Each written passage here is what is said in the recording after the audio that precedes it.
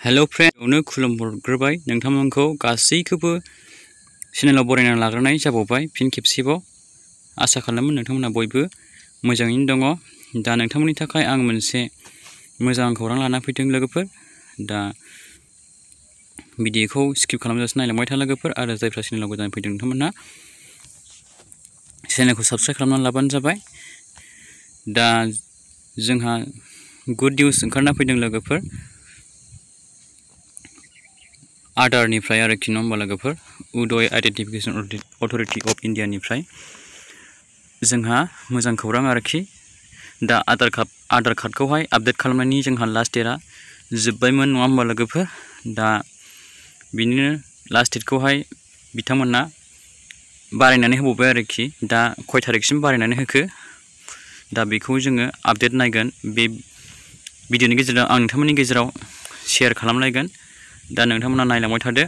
दा जोंहा आधारखौहाय माबोरै आपडेट खालामनो हायो, जोंहा गिबियावनो उदयनि हम पेजावहाय फैनांगोन। जोंहा आधार कार्डनि अफिसियेल साइट दंखायो, बेवहाय फैग्रोनांगोन। जोङो जायखिजाया गुगोल एबा क्रम ब्राउजारावहाय उदय सार्च खालामनानै लिरनानै होबानो जाबाय नोंथांमोनहाबो बयबो।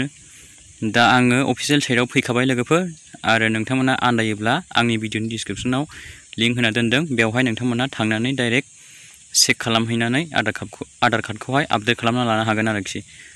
दा जोङो बारा गोबाव खालामना लोगोफोर, जोङो मा खालामनांगोन, गिबियावनो आपडेट आधार लिरनाय अपसनावहाय जोङो फैग्रोनांगोन। बिनि उनाव जों बेवहाय खेबसे क्लिक खालामना होनांगोन। बेनिफ्राय बेनि इन्टारफेसआ नैबेबायदि फैगोन आरोखि।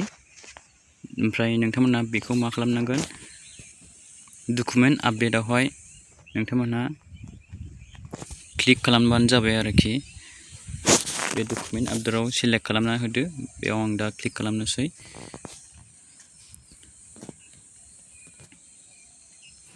बिनि उनाव नै नोंथांमोनहा बेबायदि नुगोन आरोखि ना लोगोफोर। दा नोंथांमोना नैबे क्लिक टु साबमिटआव क्लिक खालामना होबानो जाबाय। दा बेनि सिगां आं नोंथांमोननो खिन्थाहरनो सानदों, दा जोंहा आधार कार्डनि आपडेट खालामनायनि डेटआहाय बारायबाय आरोखि ना लोगोफोर। दा जोंहा खय थारिखसिम बारायना होखोनो आधार कार्डनि आपडेट खालामनाय डेटखौहाय नै बेवहाय नायदो लोगोफोर। 14 थारिख 6 मार्च 2025। फैबाय थानाय 2025 नेक्स्ट बोसोरनि 14 थारिख 6 मार्च। 6 मार्चबा मा गोलैयो लोगोफोर? जुन मास। 14 थारिख फैबाय थानाय जुन मास 2025 नेक्स्ट बोसोरसिम बिथांमोनहा आधार कार्डनि आपडेट खालामनाय प्रसेसखौहाय बारायना होबाय आरोखि। दा नोंथांमोनहा मिन्थिबाय नङा होमबा लोगोफोर, बेनो जोबोद मोजां खौरां नोंथांमोननि थाखाय। दा नोंथांमोनहा जायफ्रा आधार कार्डखौहाय आपडेट खालामनो थालांदोंमोन, जायफ्रा आपडेट खालामनानै लानो हास्लाबाखैमोन, नोंथांमोनहा थाबैनो आपडेट खालामनानै लाफिनलायबानो जाबाय। दा टाइमाबो एसे गोबाव होबाय आरो बिथांमोनहा, 6 मास बारायबावबाय जोंहा। दा नोंथांमोनहा आपडेट खालामनो हाफिनसिगोन आरोखि, गोसोबायदि आपडेट खालामनानै लाफिनबानो जाबाय। दा लोगोफोर भिडिअआ बेनोमोन। दा नोंथांमोनहा बे भिडिअखौ बयनोबो शेयार खालामनानै होलायदो, जाहाथे बयबो मिन्थियो। आरो भिडिअखौ नायनानै मोजां मोनदोंब्ला लाइक खालामदो, आरो चेनेलखौबो साबस्क्राइब खालामनानै गालां।